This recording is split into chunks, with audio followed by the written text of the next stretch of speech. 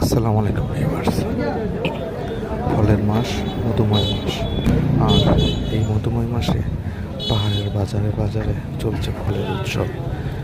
পাহাড়ি আম, আনারস, লিচু, কাঁঠাল, পেঁপে, পাহাড়ি কলা, এই সকল ফলের মহোৎসব চলছে কাগজের পর্বত জেলার দৈনিক বাজার হাটে।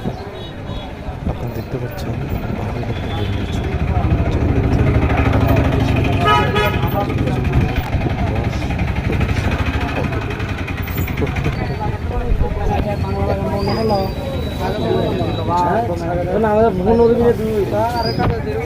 অন্যান্য সৌন্দর্য দেখতে পারেন অনেক সুস্বাদু এবং রসালো। কারণ এই সকল লিচুগুলো